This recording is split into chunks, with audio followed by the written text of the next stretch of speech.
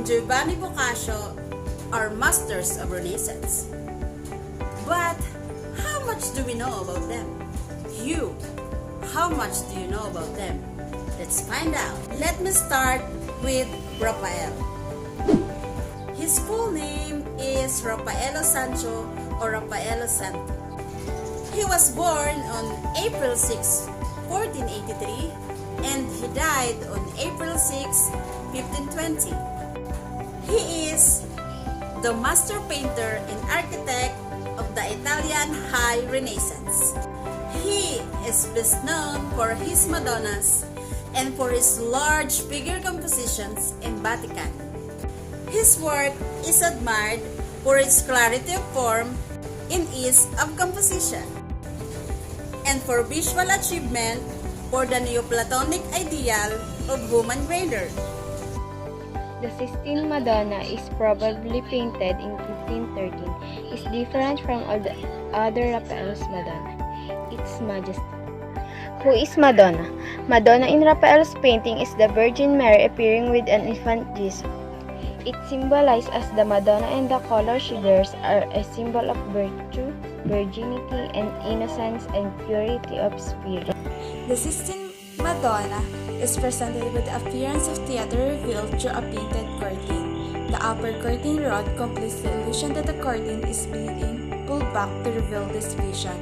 The cloud-filled space they live in is said to be infinite, and as a former British writer, beautiful, created by a charming little angel at the bottom, with his arms raised at the bottom of this opening like children of swimming bath.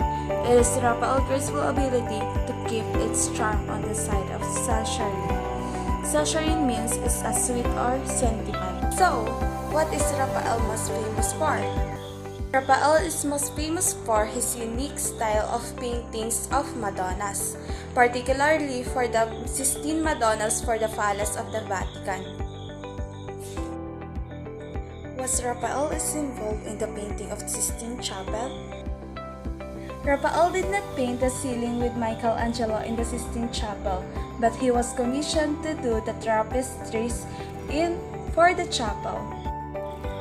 What is tapestries? It is a woven decorative fabric which is built up in the course of weaving.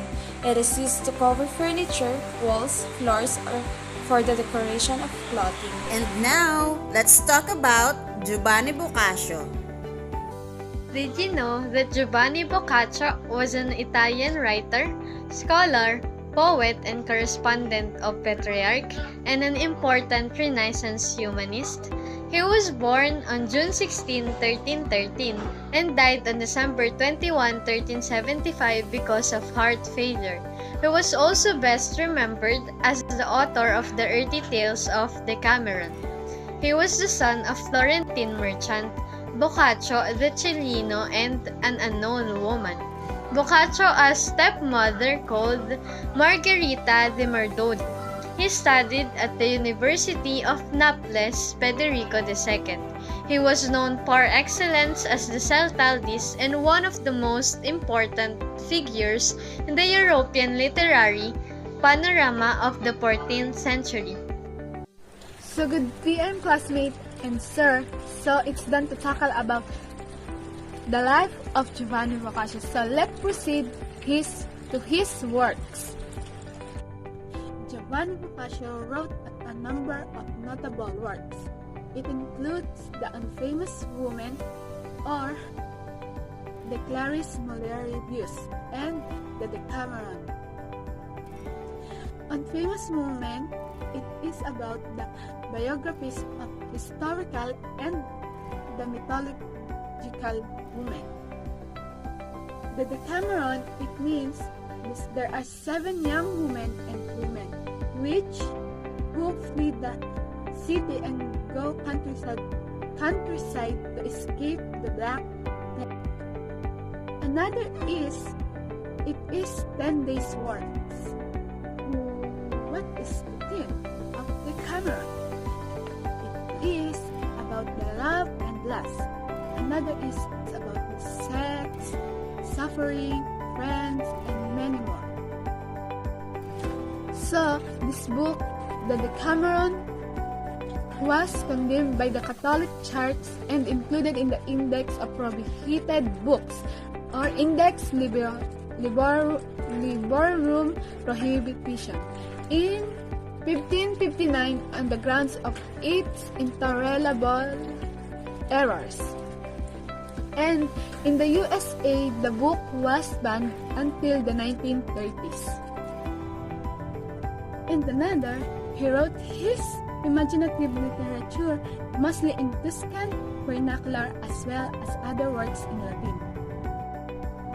In the year of 1348 and 1353, the Decameron was composed. So, in the broad sweep of its range and its alternative, tragic, and comic views of life, it is rightly regarded as his masterpiece, the Decameron. We all know that all stories have a lesson in the end of it.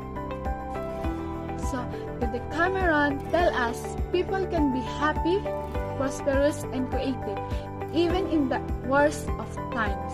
This Decameron is the most perfect example of Italian classic prose, and its influence on Renaissance literature throughout Europe was enormous.